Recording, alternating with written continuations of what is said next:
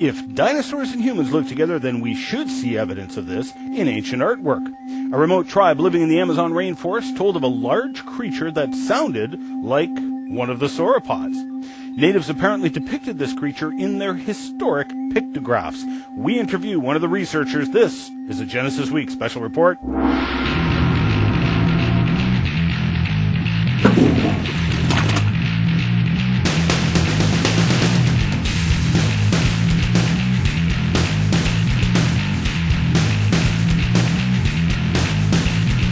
And welcome to this episode of Genesis Week, the weekly program of creationary commentary on news, views, and events pertaining to the Origins controversy, made possible by the supporters of CORE Ottawa, Citizens for Origins Research and Education. Excellence in pirate broadcasting. Broadcasting this week from the Stark Tower, we bring you the information the anti-creationists don't want you to see or hear, and we'll give glory to the Creator while doing it. You can find us at Wazooloo.com or GenesisWeek.com. I'm your host, Ian Juby. At a secret location in the heart of the Amazon rainforest, a tribe of indigenous people have lived for thousands of years. As late as the 1940s, foreign explorers who had contacted this tribe reported the tribal members spoke of a large creature living in that area whose description sounded like no other creature known there, but certainly matched the description of the long-necked dinosaurs, the sauropods. Vance Nelson received a hot tip about Indian pictographs in this region, which may shed light on the stories. Vance teamed up with Harry Nyborg, owner of Canada's first permanent creation museum, the Big Valley Creation Science Museum, and together they ventured down to the Amazon rainforest. Vance is the author of the Untold Secrets of Planet Earth series, and his incredible book from that series entitled Dire Dragons is an eye-opening book examining dinosaurs in ancient artwork. Vance joins me by Skype today. Welcome to the show, Vance. Good to be here. So, okay, I got to see the clips. It was pretty impressive, but help me out with the viewers here. What exactly did you find, and how did you find it? Okay, well, we came across a hot tip, and that's really all I'm saying right now, about ancient artwork in the Amazon rainforest. And in particular, what appears to be a sauropod dinosaur. And so what we actually did is we enlisted the help of a local archaeologist, an expert on rock art in that area, to come along with us. He's written many papers on the subject and really knows the areas inside and out. Okay, so after seeing this petroglyph, you're convinced then that it is authentic? Well, there's no doubt that the professor believes it's authentic. He has also worked with other universities in bordering countries who have also come out and taken a look at the pictographs, and they also believe that they're authentic. Now, if you were to ask me personally, how do I know it's authentic? Well, first of all, we have a secular archaeologist who one would think would want to explain away any kind of evidence that people may have seen dinosaurs. But number one, he admits that the pictographs are indeed authentic. He claims over 5,000 years old.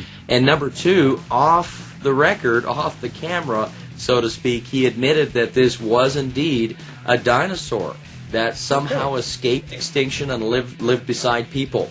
Now, when we were actually there, we were able to investigate the pictographs literally from inches away. And these are the ones that I'm referring to are actually in a little cave. And the closer you get to the outside, the more that the wind and the weather and this sort of thing were able to erode the pigments that were used. And so when you take a close look, closer to the outside of the cave, the pigments have been eroded away. They've been faded. And the pigments basically only remain deep in the crevices. And the further inside the cave you get, the darker the pigments become, which is what you would expect over thousands of years. Those closer to the outside would be more faded than those inside the cave. Now, the other thing that the professor points out is you have three people praying to the sun. This really isn't something that you would expect a modern faker to depict.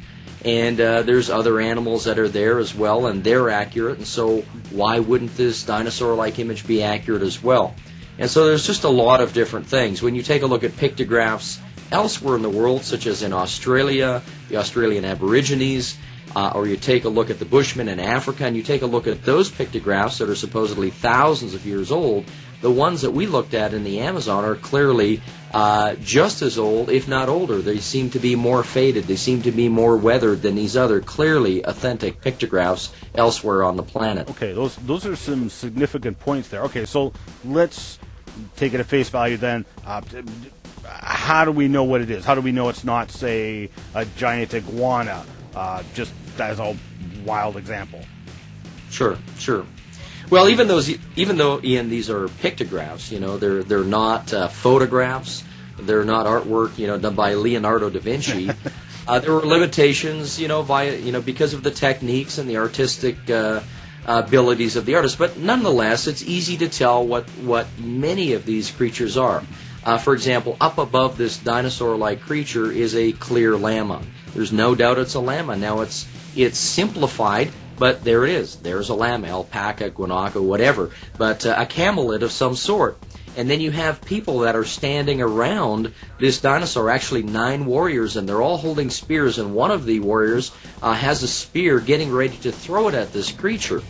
And when you think about modern lizards, iguanas, reptiles, whatever, it's clearly not anything that we see living today. This creature has an extremely long, thin neck, a small head, no ears on the head. There are really no living reptiles that we're aware of that have necks as long as this creature has.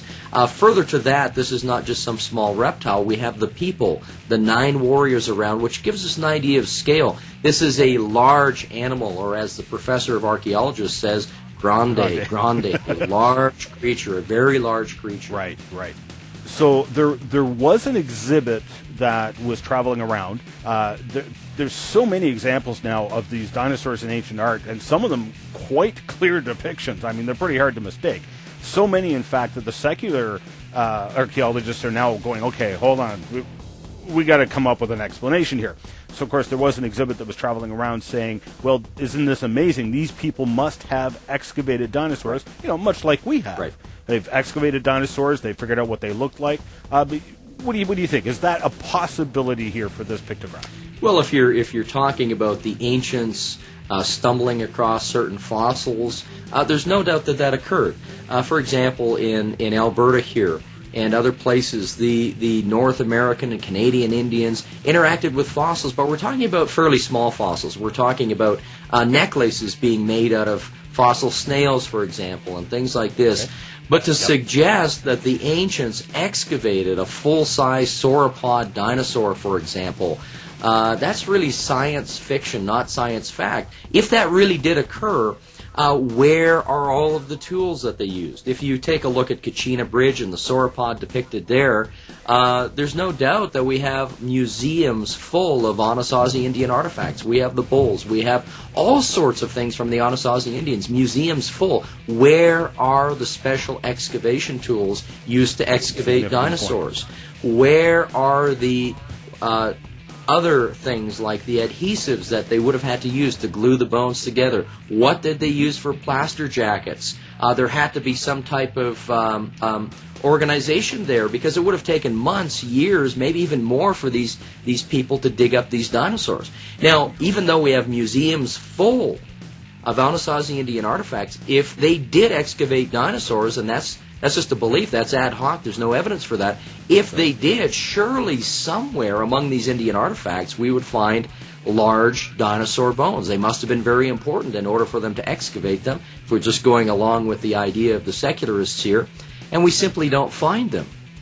Furthermore, even if they did, by some miracle, excavate a complete dinosaur, then why do we not normally find depictions of the skeletons? You see, we actually find the depictions all over the world of fleshed-out creatures in living positions, often interacting even with humans. We find details of the skin patterns that we've just found and discovered in the fossil record in the last, 10 to 20, 30 years. And so all of these indications are telling us that people did not excavate the fossils and depict the fossils. The evidence is that they interacted with living creatures all around the planet. Now, in my book, Dire Dragons, I have 15 reasons why this idea that the ancients excavated dinosaurs is nothing more than pure mythology. Now, one major point here, if the ancients dug up the fossils and then illustrated them, drew them, depicted them, made pottery, etc., then one would expect that the particular type of dinosaur that is being depicted in ancient artwork, that particular fossil dinosaur is found in close proximity to the artwork.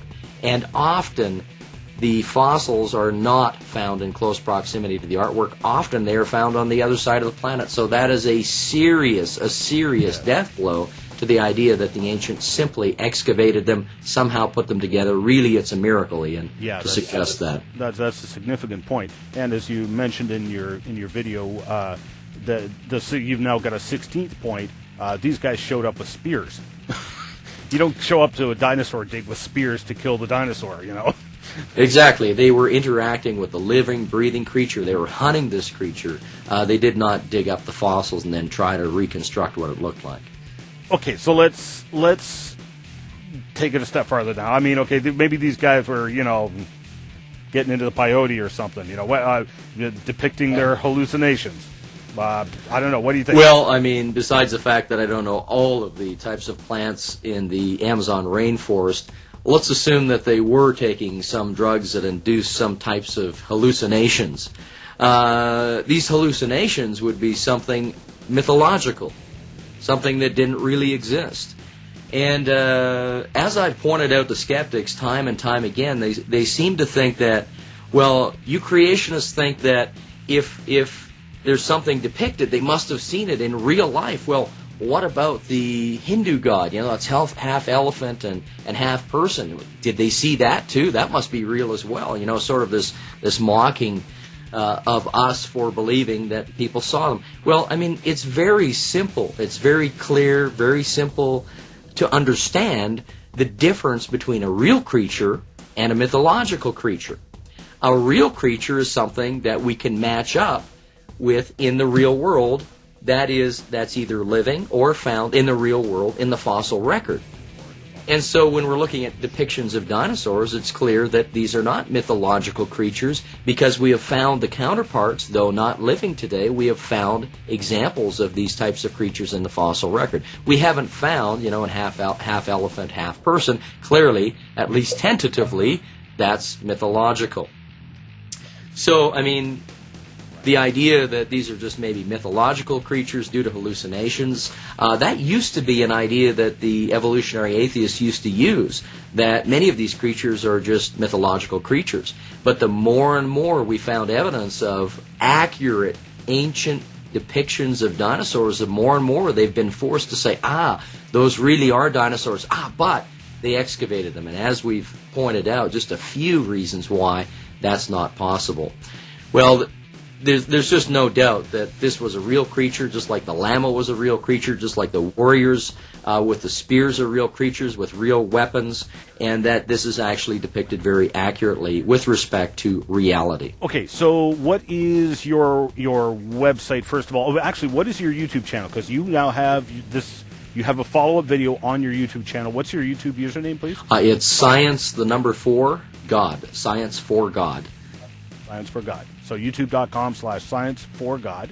Okay, and you're going to have more info on the UntoldSecretsOfPlanetEarth.com website. I'm assuming, at some correct? point, we're actually writing a booklet right now about the expedition, about what we found that'll show full-color pictures and details that currently is not on the YouTube production that we did.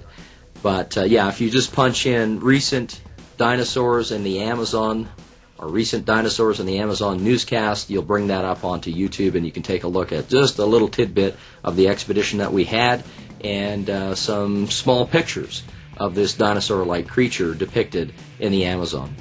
Perfect. Well, thank you so much for your time, Vance. Thanks for being on the show and sharing with us. You're welcome. Good to be here. Vance's book, Dire Dragons, had over 20 new examples of dinosaurs in ancient artwork and was an incredibly well-done book. You can also get that from his website, UntoldSecretsOfPlanetEarth.com. Louis Jacobs was the former president for the Society of Vertebrate Paleontology. In his book titled In Quest of the African Dinosaur, he pointed out that if dinosaurs and humans lived together, it would mean that the Earth is young, evolution would be falsified, and the biblical account of creation would be correct. This pictograph is only one of many, many examples that dinosaurs and humans did in fact live together.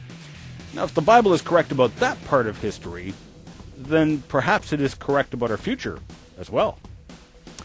That's it for this special edition of Genesis Week. Join us again next week. I'm your host, Ian Juby, reminding you the words of Christ Jesus, who said, "I am the way, the truth, and the life. No man comes to the Father but through me." We'll see you on the flip side. Production software was provided for Genesis Week by the Big Valley Creation Science Museum, located just 25 minutes north of Drumheller, Alberta. Visit bbcsm.com for more details. You can help keep this program going by making a tax-deductible donation to Core Ottawa, Canada North Post Office Box 72075, Ottawa, Ontario, Canada, K2K2P4.